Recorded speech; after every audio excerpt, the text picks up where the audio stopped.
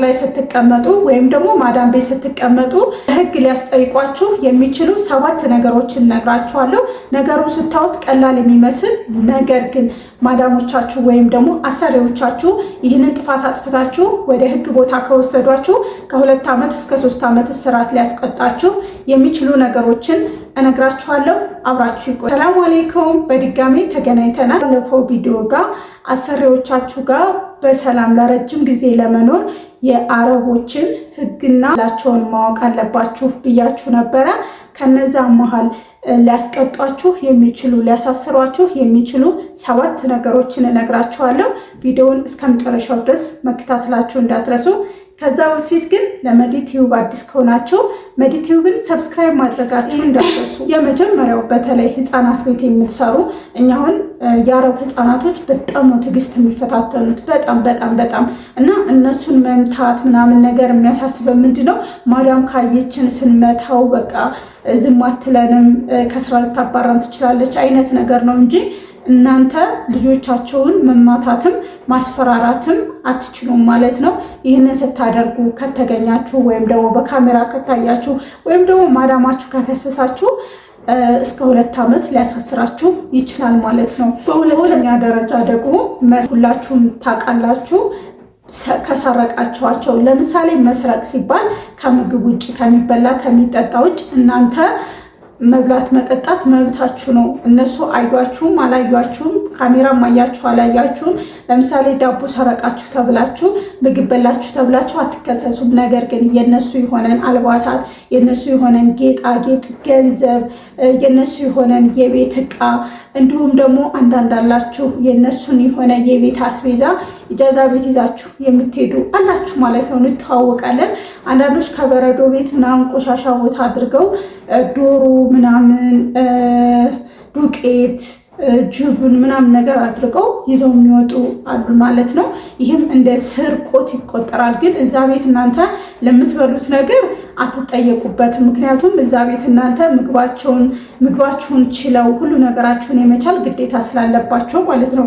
ነገር ግን የነሱ የሆነ ንብረት ማንኛውንም ንብረት ወደ ውጭ የምታስወጡ ከሆነ እንዲሁም ደግሞ ልብሳቸውን፣ ጌጣጌጥ፣ ወርቅ ምናምን ሰርቃችሁ ከተገኛችሁ ከሰረቃችሁ እንደዚሁ ከ2 ዓመት እስከ 3 ዓመት ሊያሳስራችሁ ይችላል ማለት ነው። በጣም ከባድ ወንጀል ነው። በተለይ በአረብ ሀገራቶች መስረቅ በጣም የሚያጸይፍ ተግባር ነው ማለት ነው።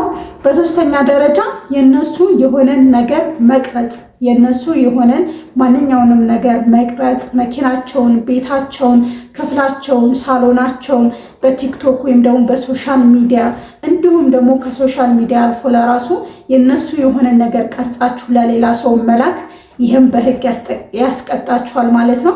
አንዳንዶቻችን አሁን በቃ ቲክቶክ የምትሰሩ ምናምን ሳሎናቸውንም መኝታ ቤታቸውንም መኪናቸውንም ምናምን ነገር እየቀረጻችሁ ፖስት አላችሁ። ይህናውን እነሱ እስካልፈቀዱላችሁ ድረስ ወይም ደግሞ እነሱ የኛን ንብረት የኛን የሆነ ነገር ቀርጸው ለሰውም ሶሻል ሚዲያ ላይ ማውጥተዋል ብለው መክሰስ ይችላሉ። ከከሰሷችሁም ሊያሳስሯችሁ ይችላሉ ማለት ነው። በአራተኛ ደረጃ ደግሞ አብዛኞቻችሁ የማታስተውሉት ነገር ነው ማለት ነው። እሱም ምንድነው? የቤታቸውን ሎኬሽን ወይም ደግሞ የቤታቸውን አድራሻ ለሌላ ሰው አሳልፋችሁ መስጠት ያሳስራችሁ ይችላል ማለት ነው። አሁን ለምሳሌ እናንተ ያላችሁበትን አካባቢ ለማወቅ ብላችሁ የሆነ ነገር ቢፈጠር የሆነ ነገር ችግር ቢደርስብኝ ያለሁበትን ቦታ እህቴ ወንድሜ ማወቅ አለበት ብላችሁ ሎኬሽን በእናንተ ስልክ ለሌላ ሰው ልካችሁ ምናልባት ስልካችሁን የመፈተሽ አጋጣሚ ካገኘችና ወይም ደግሞ ስልካችሁን አይታ የቤቷን ሎኬሽን ወደ ሌላ ቦታ ሎኬሽን ከተላከ ይህም ያስቀጣችኋል። ለምሳሌ ልብስ ጠልባችሁ ሊሆን ይችላል። ብቻ ምንም ይሁን ምንም ምክንያቱ እናንተ መጥፎ ነገር አስባችሁ ቢሆንም ባይሆንም የነሱ የቤታቸው ሎኬሽን ተልኮ ካገኙት እነዛ ማዳሞች ወይም ደግሞ እነዛ አሰሪዎች መጥፎዎች ከሆኑ እናንተን ከሰው የማሳሰር መብት አላቸው ማለት ነው። እንዲሁም ደግሞ በዚሁ አጋጣሚ ስለ ሎኬሽን ስነግራችሁ ማለት ነው፣ ሎኬሽን በፍጹም ለሰው ልካችሁ እናንተ ስልክ ላይ አታስቀምጡት። በሆነ ምክንያት ስልካችሁን አይታ ሎኬሽን እንድተላላካችሁ ካወቀች ምናልባት ጠለብ ቤት ያላችሁ በጣም መጠንቀቅ አለባችሁ። ልጠፋ ትችላለች ተብሎ በጣም ከበድ ያለ ቁጥጥር ሊደረግባችሁ ስለሚችል በፍጹም ተጠንቀቁ። ከላካችሁም እነሱ ጋር ይቀመጥ፣ ከእናንተ ጋር ግን ደልቱት ማለት ነው። ሌላኛውና አምስተኛው በጣም ቀላል የሚመስል ነገር ግን በተለይ በሳውዲ አረቢያ በጣም ዋጋ የሚያስከፍልና ከባድ ቅጣት የሚያስቀጣ ነው ማለት ነው። እሱ ምንድነው?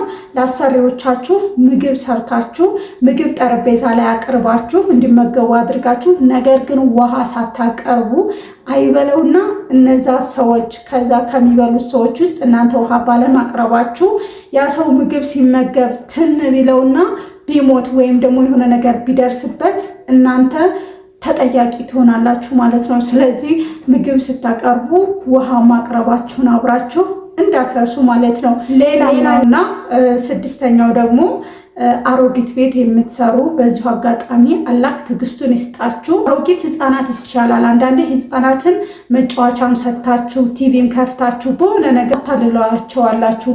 አሮጊቶች ግን አንዴ መረበሽ ተጀመሩ አያቆሙምና እናንተ በዛ መሀል ተናዳችሁ መገፍተር ሊሆን ይችላል፣ እላፊ ንግግር መናገር፣ ማመነጫጨቅ ምናምን ነገር እሱ ነገር በካሜራ ከታየ ወይም ደግሞ የሆነ ሰው አይቷችሁ እናቴን እንድታደርጋለች፣ ትመታታለች፣ ትሰርባታለች፣ ታመነጫጭቃታለች ብለው ቢከሷችሁ እሱም ሊያሳስራችሁ የሚችል ወንጀል ነው ማለት ነው። አሮጊቶች ትዕግስት ይፈታተናሉ ምናምን። በተለይ የስኳር ህመምተኞች የሆነ ህመም ያለባቸው ራሳቸውን የሚያውቁ ነው፣ ግን በቃ እናንተን ሆን ብለው ምግብ ሊደፉባችሁ ይችላሉ።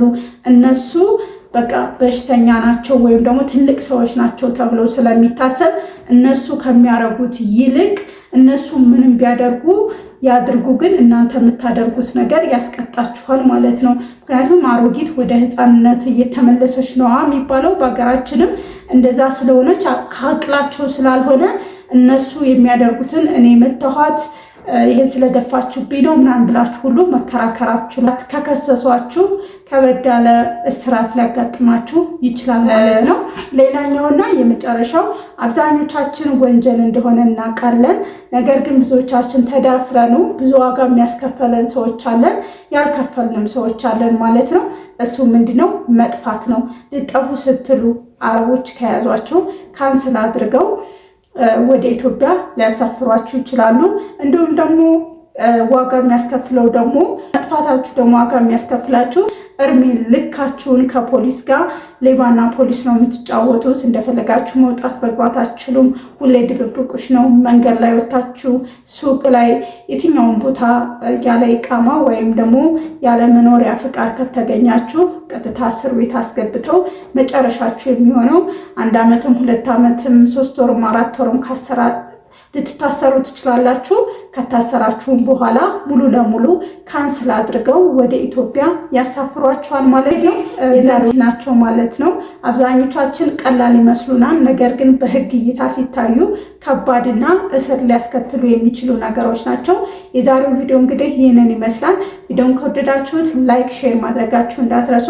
ሀሳብ አስተያየት ካላችሁ ኮሜንት ላይ አስቀምጡልኝ። በሌላ ቪዲዮ እናንተን ይጠቅማል ያስተምራል ብዬ ባሰብኩት እስከምንገናኝ ያላችሁበት ሰላማችሁ ይብዛ።